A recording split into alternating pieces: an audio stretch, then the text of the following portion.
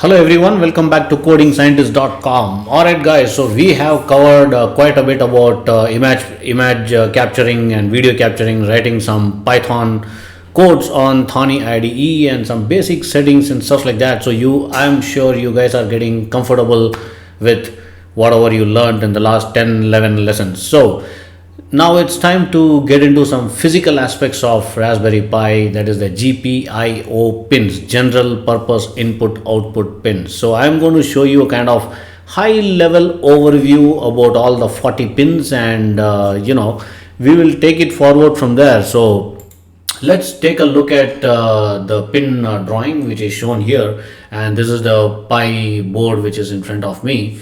So if you look at the drawing on the side, the layout, the architecture of Raspberry Pi, so these are the 40 different pins, right? So these are all the 40 different pins. It's almost, I would say, 99% same like Jets and Nano. However, there might be some changes which you can see in the drawing here.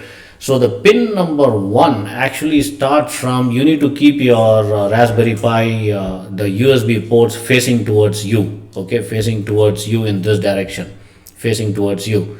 Once you keep it like this, facing towards you, the first pin on the left side, on the inner side, on the top, okay, this is your pin number 1. So let me show it here. So this one is the pin number 1, the first one inside towards this side. Towards this side on the top is pin number 1, and as per this drawing, that is 3.3 volt. So this takes about 3.3 volt input or output, okay, the first pin inside. And the outside pin is pin number 2, which is 5 volt, okay. The outside pin, that is 5 volt pin as per this architecture drawing, right? And then comes the pin number 3, the second pin from the inner row. Inner row is facing towards this side.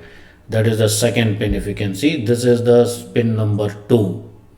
Oh, sorry, pin number 3. This is pin number 1, 2, and 3. The pin number 1 is 3.3 volt. Pin number 2 is 5 volt. And pin number 3 is your serial data, which is I2C, GPIO 2, which is I2C, okay. And pin number 4 again is 5 volt. So if you see how it has been mapped with this particular drawing which I am showing you, the architecture, so try to map on the same way. So basically the inner pins are 1, 3, 5, 7 like this, right? So if you want to do it in a different way, it's like 1, 2, 3, 4, 5, 6 like that. So the inner side portion is the pin number 1, the top row, and next to that is the pin number 2, 3.3 volt and 5 volt, and same way rest of the pins. So this you need to keep in mind when we start building the circuit. So take a very close look at the drawing here, the architecture drawing. So we have 40 different pins and multiple GPIO pins for input and output. So the I2C pin and the rest of some of the I2C pins we'll be using for connecting to external boards and stuff like that, and most of the pins we will be using for the sensors and kind of thing. So that's how this particular architecture is, and I hope you enjoyed this lesson. So it's a pretty simple to understand.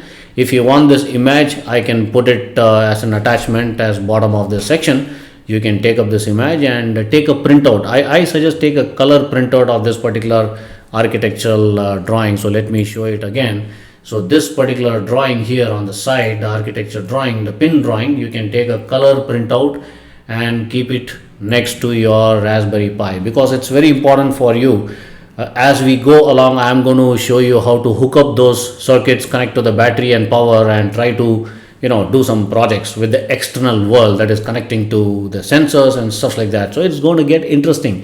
You need to understand those pins, especially the voltage pins and the GPIO input and output pins. It's very important.